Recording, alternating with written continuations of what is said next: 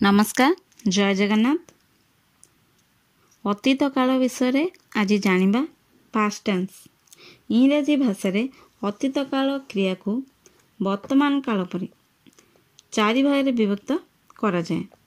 Number 1 Ram studied, number 2 Ram was studying, number 3 Ram had studied, number 4 Ram had been studying since morning.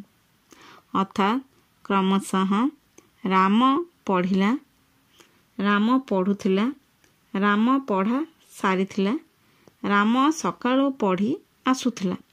Ram studied, Ram पढ़िला एथुरु जणा जाए क्रियार काम शेष होला, किंतु निश्चित नुहे जे केबे शेष ହେଲା। Past indefinite Ram was studying, Ram पढ़ुथिला, एथिरे क्रियार काम चलीथिला किंतु शेष होई नथिला। Past continuous Ram had studied, Ram पढ़ी सारी थिला, अर्थात क्रियार बहु पूर्वरु काम शेष होइथिला। Past perfect Ram had been studying since morning, Ram सकाळरु पढ़ी आसुथिला, अर्थात क्रिया निश्चित समय चलुला।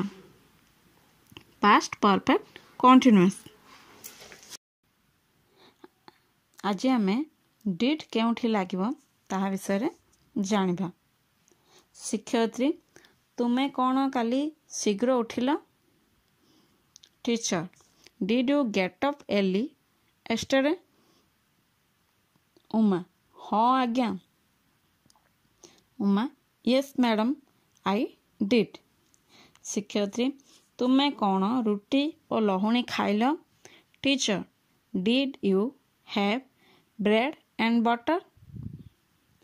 उमा हाँ आज्ञा मु ताहा खाइली। Uma yes madam I did. शिक्षयित्री रजनी कौन मध्याह्न रे तुम पाखकु आसीथिला कि? Teacher did Rajani come to you at noon? Uma नहीं से आसी नथिला। Uma no C didn't. शिक्षयित्री तुमे कौन राति रे एही प्रबंध लिखिथिल कि? Teacher did you write this essay at night? Uma ना मु लेखि नथिली, मोर भाई लेखिथिले। Uma no I did not, my brother did. शिक्षयित्री तुमे कौन विद्यालय आसिया पूर्वरु तुमर बिछना सजाड़ी कि? Teacher did you make your bed before coming to school?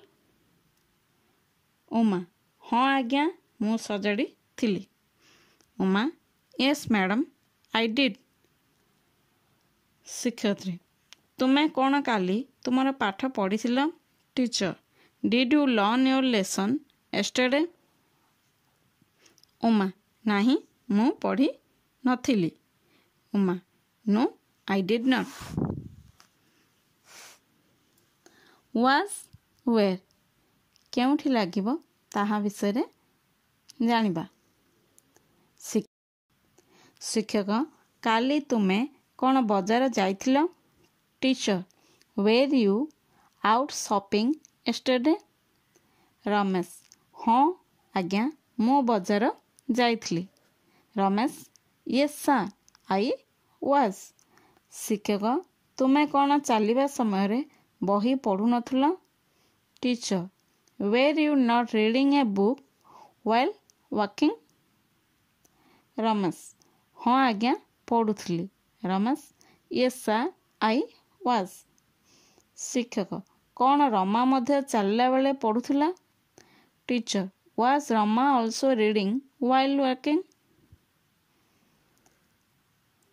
Ramesh नहीं से केवल शुणुथिला। Ramesh no she was just listening. शिक्षक तुम घरे कौन तुमर पियूसी गीत गाउथिले? Teacher was your aunt singing at your house? Ramesh नहीं मोर भौणी ଗୀତ ଗାଉଥିଲା? Ramesh, no it was my sister. Radha, ତୁମେ କ'ଣ ଖବରକାଗଜ ପଢ଼ୁଥିଲ? Radha, were you reading the news paper? Sudha, ହଁ ପଢ଼ୁଥିଲି। Sudha, yes I was. Had ବିଷୟରେ ଜାଣିବା। କମଳ, ତୁମେ କ'ଣ ସିନେମା ଯାଇନଥିଲ? Kamal, had you not gone to the cinema? Bimal, ନାହିଁ। Bimal, no I had not. Rama, ସେ କ'ଣ ଦୋକାନ ବନ୍ଦ କରିସାରିଥିଲେ କି? Rama, had he closed the shop? Radha, ହଁ ସେ ବନ୍ଦ କରିସାରିଥିଲେ। Radha, yes he had. Ram, ସେ କ'ଣ ଆପଣଙ୍କୁ କାଲି ସୁଦ୍ଧା ଭେଟି ନଥିଲେ? Ram, had he not meet you till yesterday? Shyam, ନାହିଁ, ସେ କାଲି ସୁଦ୍ଧା ମୋତେ ଭେଟି ନଥିଲେ। Shyam, no he had not. Raman, ତୁମେ କ'ଣ କାଲି ଖେଳିବାକୁ ଯାଇନଥିଲ? Raman, had you not gone to play yesterday? Sudhir, ନାହିଁ, ମୁଁ ଯାଇନଥିଲି। Sudhir, no I had not. Sachin, କ'ଣ ତୁମର ପୂର୍ବରୁ ରୋହିତ ସହିତ କେଉଁଠି ଦେଖା ହୋଇଥିଲା? Sachin, had you meet Rohit anywhere before? Anuj, ହଁ 2 ବର୍ଷ ପୂର୍ବରୁ ତା ସହିତ ସିମଳାରେ ଦେଖା ହୋଇଥିଲା। Anuj, yes I had meet him in Shimla 2 years ago। Neeraj, ତୁମେ କ'ଣ ଷ୍ଟେସନରେ ପହଞ୍ଚିବା ପୂର୍ବରୁ ରେଳଗାଡ଼ି ଯାଇସାରିଥିଲା? Had the train left before you reached the station? Saurabh, ହଁ ଯାଇସାରିଥିଲା। Saurabh, yes it had. Seema, ତୁମେ କ'ଣ ଘରେ ପହଞ୍ଚିବା ପୂର୍ବରୁ ତୁମର ମା ବଜାର ଯାଇଥିଲେ? Seema, had your mother gone to market before you reached home? Meera, ନାହିଁ, ସେ ଯାଇନଥିଲେ। Meera, no she had not. Had been କେଉଁଠି ଲାଗିବ ତାହା ବିଷୟରେ ଜାଣିବା। ନରେଶ, ତୁମେ କ'ଣ କାଲି ଗତ 2 ଘଣ୍ଟା ଧରି ପଢ଼ୁଥିଲ? Naresh, had you been studying for the last 2 hours yesterday? Ramesh, ହଁ, କାରଣ ମୁଁ ମୋର କାମ ସାରିବା ପରେ ଚଳଚ୍ଚିତ୍ର ଦେଖିବା ପାଇଁ ଯୋଜନା କରୁଥିଲି। Ramesh, yes because I had been planning to see a film after finishing my work. Naresh, କିନ୍ତୁ ତମ ସହିତ ରାମ କାହିଁକି ମଧ୍ୟ ପଢ଼ୁଥିଲା? Naresh, but why had Ram also been studying with you? Ramesh, କାରଣ ସେ ମଧ୍ୟ ମୋ ସହିତ ସିନେମା ଯିବା ପାଇଁ ଜିଦ୍ ଧରିଥିଲା। Ramesh, because he had also been insisting on going with me for the film. Naresh, କିନ୍ତୁ ତୁମର ମା କହୁଥିଲେ କି ତୁମେ ତୁମର କିଛି ବନ୍ଧୁଙ୍କ ସହିତ ବୁଲିବାକୁ ଯୋଜନା କରୁଥିଲ? Naresh, but your mother was saying that you had been planning to go out with some friends?